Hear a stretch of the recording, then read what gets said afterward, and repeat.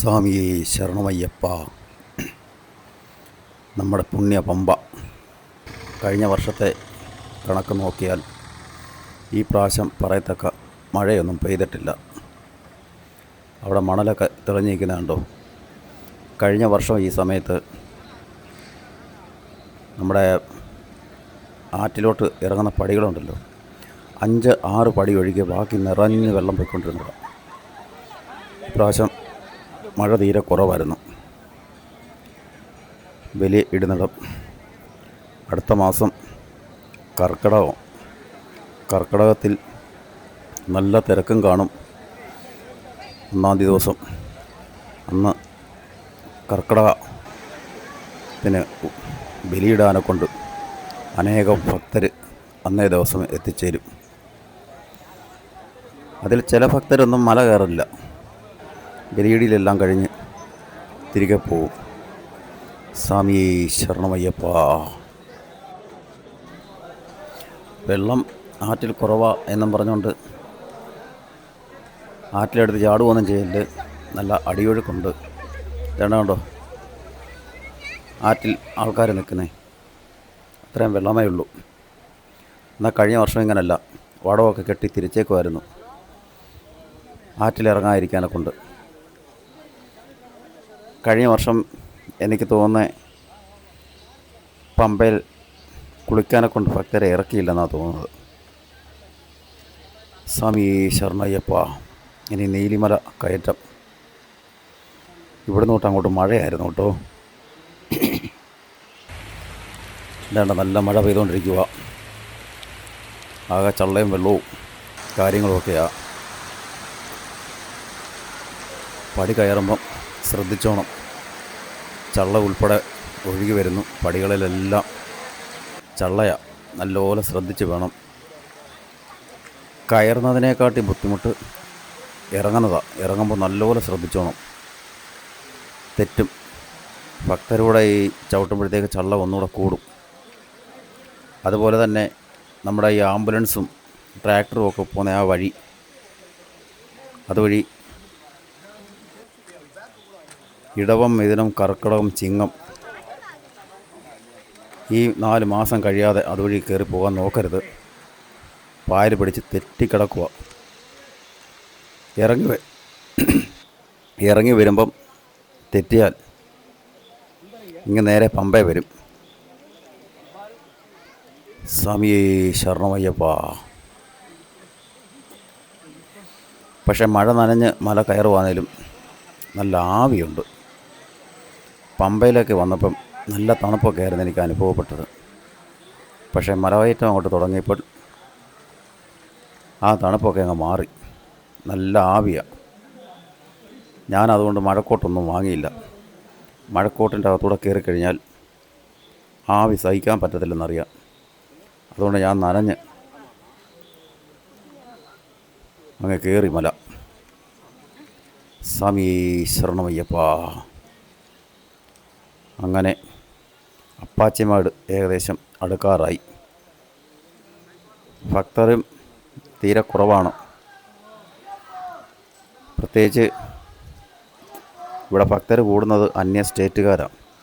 എന്നിട്ട് നമ്മുടെ നാട്ടിൽ ശക്തമായിട്ട് മഴയായിരിക്കും എന്ന് കരുതി പല അയ്യപ്പ ഭക്തരും മടിച്ചിട്ടുണ്ട്. അതാ ഇത്രയും ഭക്തരുടെ കുറവ് കാണിക്കുന്നത്. എന്നെ കണ്ട് ഒരു ആന്ധ്ര അയ്യപ്പനാ. എൻ്റെ അടുത്ത് വലിയ ലോകവും സ്നേഹവും ഒക്കെ അങ്ങ് ആയി. എൻ്റെ മടിയിലങ്ങ് കയറി. ഞാൻ പിന്നെ ഒരു വീഡിയോ ഒക്കെ എടുത്തു. സ്വാമിയേ ശരണമയ്യപ്പ.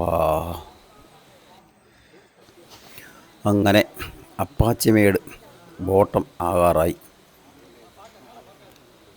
ഇവിടെ നിന്ന് ഒരു 500 മീറ്ററൂടെ കയറിയാൽ പിന്നെ നിരപ്പ.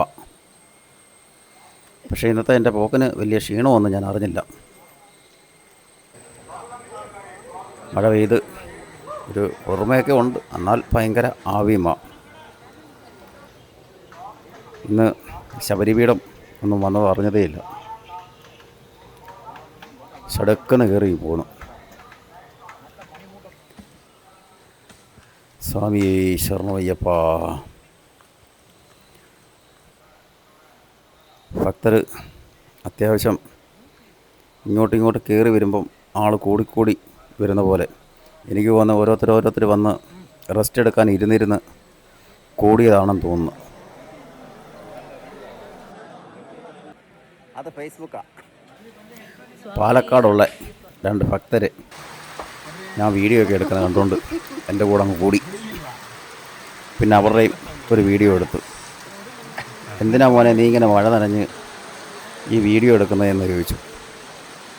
ഞാൻ പറഞ്ഞു എനിക്ക് ശബരിമല വീഡിയോ ചെയ്യുന്ന ഒരു യൂട്യൂബ് ചാനലുണ്ട് എന്ന് പറഞ്ഞു. അന്നേരം അവരും മുഖം തന്നു, ആ അയ്യപ്പന്മാർ. അങ്ങനെ ശബരിപീഠത്തെ നടപ്പന്തലായി. എല്ലാവരും വന്ന് വിശ്രമിക്കുകയാണ്.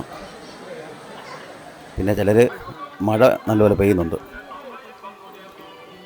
ഞാൻ പിന്നെ മഴയൊന്നും വകവെക്കാതെ ഇങ്ങനെ പോവുക. ഞാൻ യഥാർത്ഥത്തിൽ മഴ എൻജോയ് ചെയ്ത് പോവുക. സ്വാമി ശരണമയ്യപ്പ.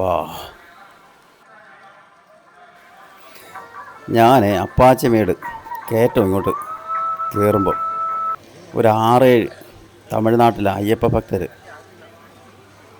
പുറകിൽ നിന്ന് വിളിച്ച് മൈ സഫാരി എന്ന്. സത്യം പറഞ്ഞു കഴിഞ്ഞാൽ എൻ്റെ ചാനലിൻ്റെ പേരാ എന്നെ വിളിക്കുക എന്നുള്ള കാര്യം എനിക്ക് മനസ്സിലായില്ല. ഞാൻ അന്നേരം അവിടെ നിന്നപ്പോൾ എൻ്റെ അടുത്ത് ഈ 7 പേര് നടന്നു വന്നു. മൈ സഫാരി അല്ലയോ എന്ന് ചോദിച്ചു. മലയാളത്തിലല്ല, തമിഴ്. സത്യം പറഞ്ഞാൽ അന്നേരം എനിക്ക് മനസ്സിലായില്ല. My safari YouTube channel. ഞാൻ അന്നേരം എൻ്റെ ചാനലിൻ്റെ പേര് ഓർക്കുന്നു. ഞാൻ പറഞ്ഞു എസ് ഞങ്ങൾ സ്ഥിരമായിട്ട് കാണും, ഞങ്ങൾ സബ്ബൊക്കെ ചെയ്തിട്ടുണ്ട്, സ്ഥിരമായിട്ട് ശബരിമല വീഡിയോ തന്നെ അല്ലയോ ചെയ്യുന്നത് എന്ന് പറഞ്ഞു. ഞാൻ പറഞ്ഞു ആണെന്ന് പറഞ്ഞു. ഞാൻ എൻ്റെ യൂട്യൂബിൻ്റെ ഒക്കെ ഒരുപാട് വീഡിയോസ് തമിഴ്നാട്ടുകാർ അടിച്ചു മാറ്റിക്കൊണ്ട് പോയി അവരുടെ ഫേസ്ബുക്കിലും ഒക്കെ ഇടുന്ന ഞാൻ കണ്ടിട്ടുണ്ട്. ഞാൻ കോപ്പിറൈറ്റൊക്കെ കൊടുക്കണമെന്നൊക്കെ ഓർത്തു. പിന്നെ ഞാൻ നമ്മുടെ അയ്യപ്പസ്വാമിയുടെ വീഡിയോ അല്ലേ, അവരെടുക്കട്ടെ. പക്ഷെ അവരുടെ വീഡിയോ കണ്ട് ഞാൻ കണ്ടു തള്ളിയിട്ടുണ്ട്. കാരണം എൻ്റെ ഒരു വീഡിയോ അല്ലെങ്കിൽ റീല് ഒരു 8K 10K ആയിരിക്കും ചിലപ്പം ഭക്തർ കാണുന്നത്. പക്ഷേ അവരുടെ അത് അടിച്ചു മാറ്റി അവരിടുമ്പം അവർക്ക് 10-12K ലൈക്ക് മാത്രമുണ്ട്. ആദ്യമേ എനിക്കൊരു കുശുമ്പൊക്കെ തോന്നി കോപ്പിറൈറ്റ് കൊടുക്കാമെന്ന്. പിന്നെ ഞാൻ ഓർത്ത് എന്തിനാ, നമ്മുടെ അയ്യപ്പസ്വാമി അവർക്ക് എപ്പോഴും വന്ന് അയ്യപ്പസ്വാമിയെ കാണാനും പറ്റുന്നില്ല. അയ്യപ്പസ്വാമിയോടുള്ള ആരാധന കൊണ്ട് എൻ്റെ വീഡിയോ അടിച്ചു മാറ്റിയതില്ലയോ, അവരും കൊണ്ടുപോട്ടെന്ന് ഓർത്തു. സ്വാമി ശരണമയ്യപ്പ. അങ്ങനെ നടപ്പന്തൽ അടുത്തു. ഇവിടെ എല്ലാം നല്ല മഴയാണ്.